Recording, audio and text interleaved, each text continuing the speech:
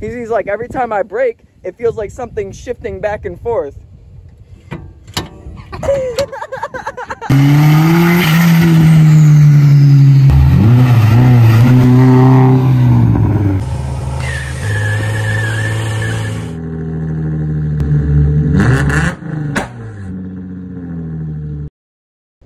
Hey, what's up guys? So today I'm working on the S13 drift missile.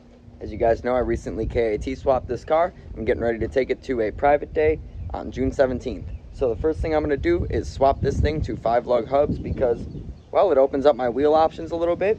I have some better 5-lug hub options that I already own, and, well, I have the 5-lug hubs as well, and everything I need to swap them. So let's get to it.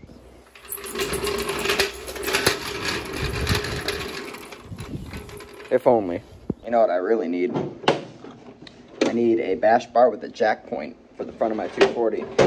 I could probably make one, but I don't have a tubing bender. I got a welder though, but I need a tubing bender. I'm just gonna pull it onto some wood. Look at that Bondo door. Is this the wrong key? Nope. S-chassis things. Oh look, Brandy was the last person to drive it. There we go.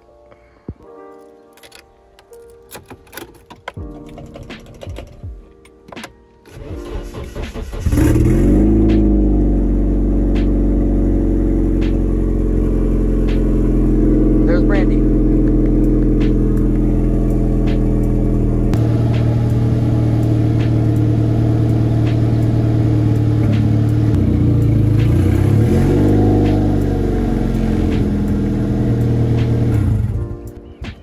So I was doing a bunch of engine education today, and it really hurts me to just like start the car up and let it warm up for a few seconds just to pull it onto some wood. It's just so bad for the longevity of the engine.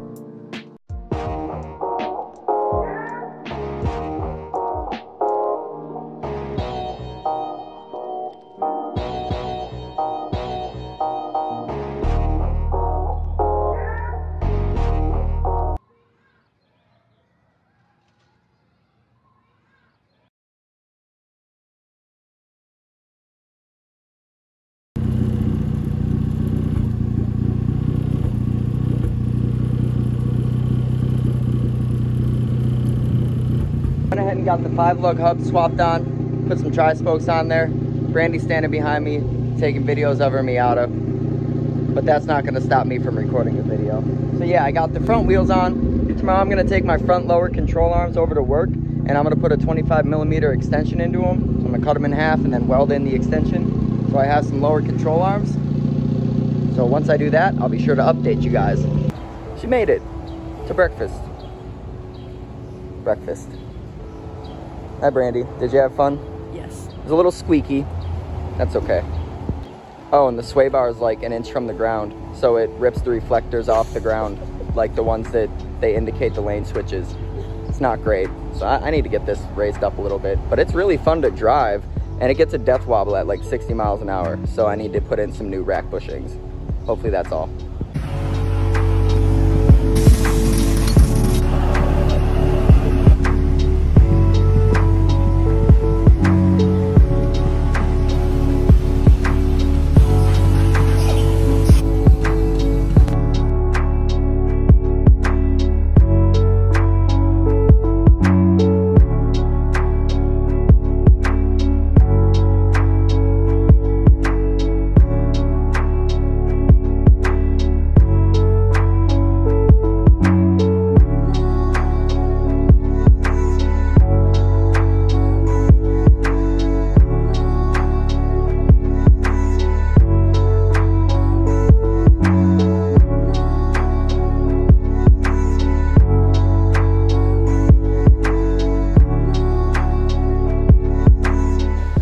Alright, so now that I got the whole assembly out of there, I'm going to take my extended lower, go ahead and put it in, then remove my extended tie rods from the other car so I can get those in there as well.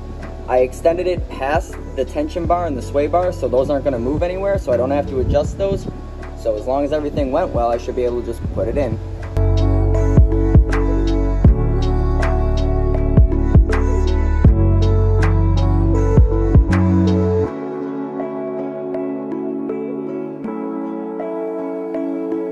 Dylan's coming by because he stripped a lug stud on his BMW, so I have to weld onto that so we can get it off. And then after that, and before that, while I wait for him to get here, I'm gonna clean up because we got a lot of stuff, a lot of garbage, a lot of random things. So I'm just gonna take everything that I want to throw out and put it in one area so I can load it up into the truck and dispose of it.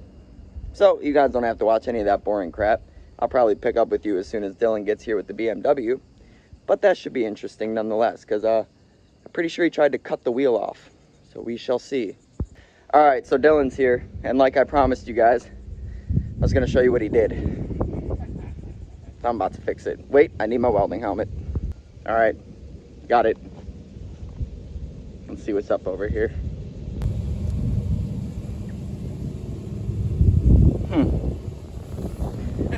He was going to cut off the wheel. I thought it'd be funny. But it didn't quite work. I ran out of cutting wheels. Ran out of cutting wheels. Mm-hmm. I got 10 more. So That's what they all say. literally, I have a shed full of these same wheels, so I'm literally stressed. Shed full of the same wheels. All right, let's get it off.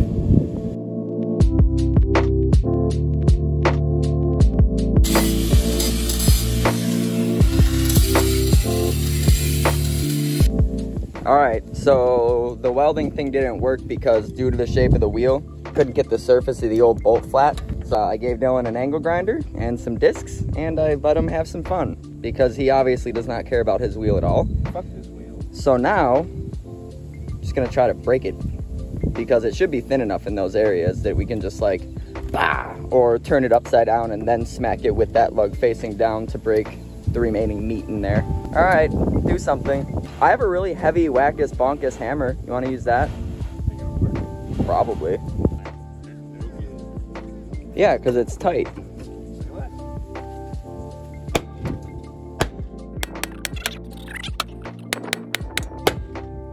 Anything looking compromised in there? Not one bit? Well, these are some strong wheels. You sure? I think you're doing great.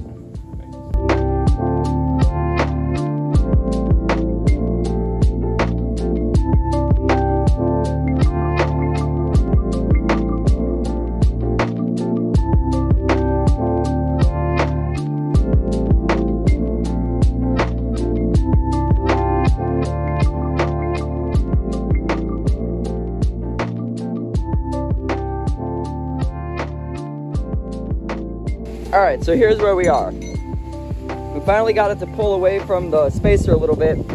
So this is where we're at. Except there's a little tiny tail it's stopping it from turning past right here. So Dylan's gonna take the grinder and he's gonna get rid of that little tail. We should be able to just take it out now that we destroyed the whole wheel. It's still good. Lug holes. Drift spare. It'll be fine. Throw it out. Did you get it? Brother. Hell yeah. Yo, look at this. Let's see it. Damn, we were so close. Right there, man. It's okay though. Take it off. Wait a minute. What if the wheel's stuck on? It's not. Hey! Baby. What the fuck hit my wheel? Only kind of messed a little bit up. It's a drift car. So Dylan's here trying to figure out why he's scratching the inside of his wheel, right? So I come in here, I'm looking around. Now, let me preface this real quick. Dylan just got this car from some other kid. He didn't do any of this stuff. So this is how it was bought. He's like, every time I brake, it feels like something's shifting back and forth.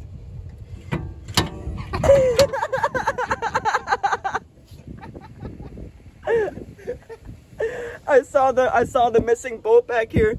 He's like, you think that's what it is, bro? I'm like, well, let's see.